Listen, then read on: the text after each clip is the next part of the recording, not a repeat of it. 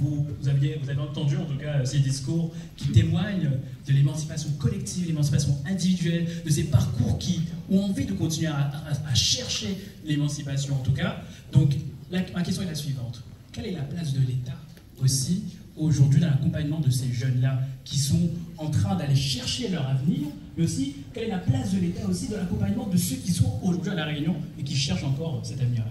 Merci.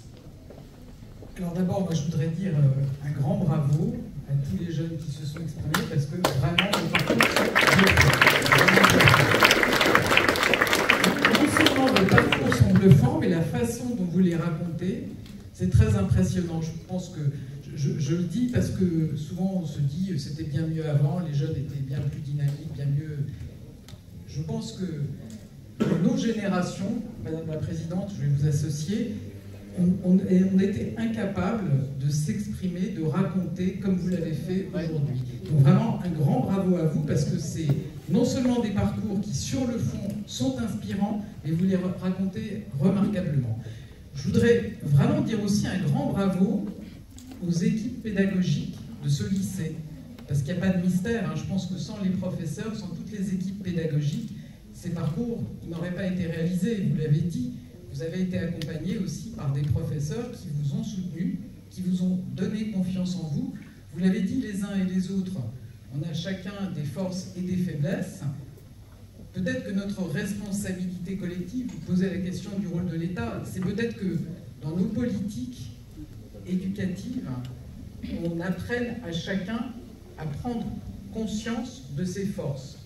Et plutôt que d'expliquer ce qui ne va pas, de commencer à montrer à chacun qu'il a en lui des talents et qu'il doit bâtir sur ses talents, qu'il faut l'aider à révéler ses talents et qu'une fois qu'on a pris conscience de ses forces et qu'on a un rêve, alors tout est possible. Et je pense que c'est ce que vous avez raconté les uns et les autres. Les équipes enseignantes, elles sont là pour vous aider à prendre conscience de vos talents, pour vous aider à rêver. C'est ce que moi je souhaite qu'on puisse faire dans le plan que j'ai annoncé sur l'orientation, qu'on vous ouvre des possibilités, qu'on vous ouvre des opportunités, qu'on vous donne des rêves et ensuite vous avez toutes les capacités pour les réaliser. Peut-être dire aussi que moi j'avais pas de doute en venant ici sur le fait que les jeunes de La Réunion sont formidables. Je constate qu'à chaque fois qu'on a des prix comme le prix non au harcèlement, comme le concours national de la résistance et de la déportation, il y a toujours des jeunes de La Réunion qui remportent des prix.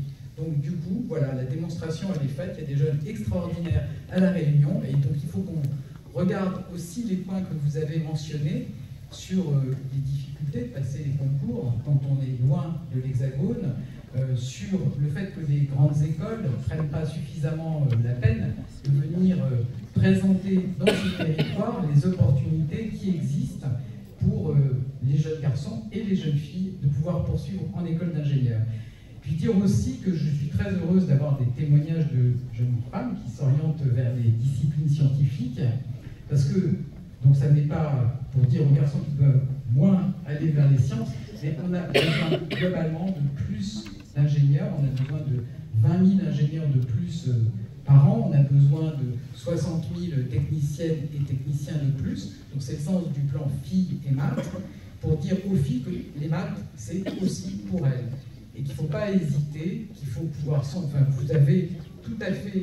En fait, aucun parcours, aucun métier n'est interdit aux filles. Il faut oser et il faut aller au bout de ses rêves. Ce que j'avais dit en étant lors de ma nomination à Matignon, et c'est ce que je continue à dire, aucun métier ne vous est fermé, donc osez, et on vous accompagnera pour aller au bout de vos rêves.